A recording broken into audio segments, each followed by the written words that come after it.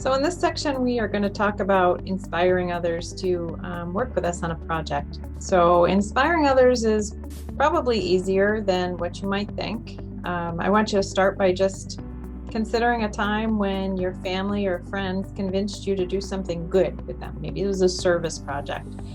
And then think about, what did they do to convince you? Or flip it around, what have you done to convince other people? And my guess is that it probably started with you just asking them, or somebody just asking you. Sometimes it's as easy as that. So take a look at Dr. Krasny's video that's in the project.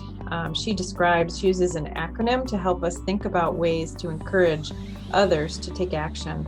And that acronym is PANIC, P-A-N-I-C. And it's kind of a fancy explanation, might feel like a fancy explanation to you, but it makes sense if you really think about it. So the first letter is P, and it stands for personal. So, ask people that you know to do something, and you're more likely to get a yes. The second, A, is accountable. So when you think about somebody that you're accountable to, you might think about maybe your parents or a teacher or a coach, somebody that you don't want to let down. So when you're asking somebody to do a project with you, you're going to be that coach or teacher or person that's kind of responsible. And your friends, your personal, connections are not going to want to say no to you. They're going to want to follow up. The next letter is N, and it stands for normative, which might seem like a little bit of a foreign idea, but what I want you to think about is whatever it is that you come up with as your project, what you're going to do in convincing people is help them just know whatever it is, it's kind of a normal behavior, whether it's picking up trash or, I use the example of sewing kitchen rags, right? So you're going to help describe it to people in a way that it feels perfectly normal to do that, even if it might feel uncomfortable or different for them. Okay, so you're going to make it normative. Identity relevant, another concept that might seem a little out there to you.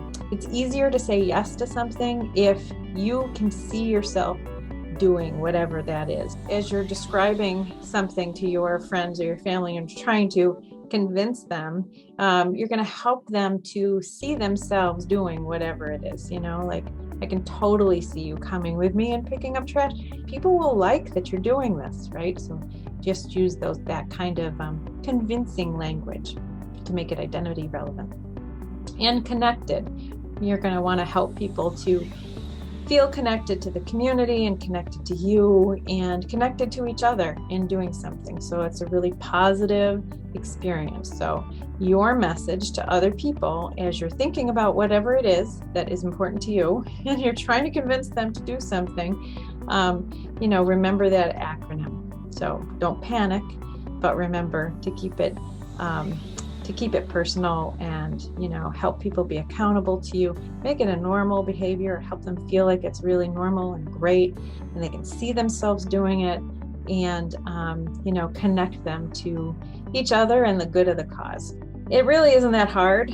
I hope it doesn't feel that hard.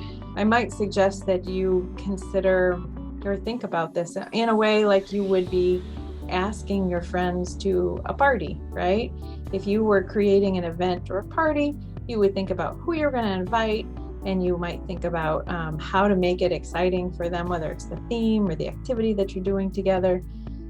So you would be communicating with them about it, whatever it is, whatever way you're most comfortable communicating. Maybe it's knocking on somebody's door, neighbor's door, and asking them, or a text message or a phone call. If it's something bigger, it might be a poster.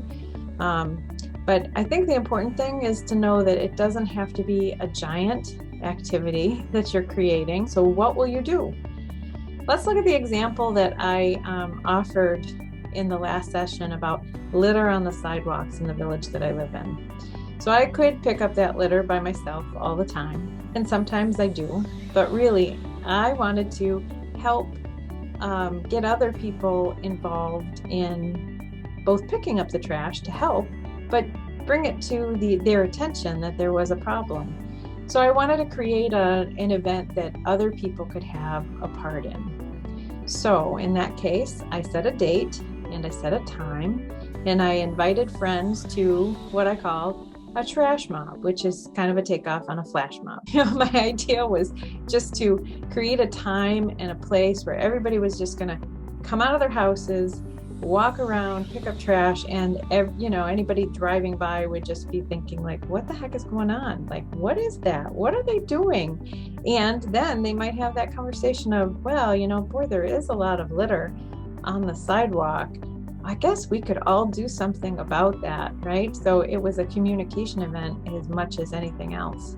So I set a time, set a place, invited some friends, and I asked my friends to also post a picture or something about the experience on their own social media.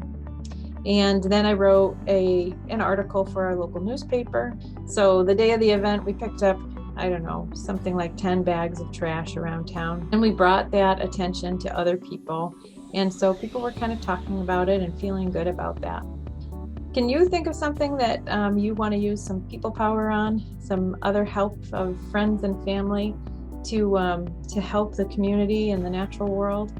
I want to encourage you to create a little activity or an event of your own. I say little, it could be big. Really, it's just kind of whatever inspires you. Think of what's important to you. Maybe it's the issue that you framed, and invite your friends and family and neighbors and start talking to people. It doesn't have to be huge or over-planned. Just start by setting a date, sharing the idea with your friends, and voila, I can say it will happen. So this is one of my favorite quotes. Never doubt that a small group of thoughtful, committed citizens can change the world. Indeed, it's the only thing that ever has. And that's exactly what we are working on right now. So don't forget to post your pictures or use the hashtag 4-H Family Fun Online Earth Day on social media so we can I'll keep track of the good work that we're doing. So thanks so much and have fun.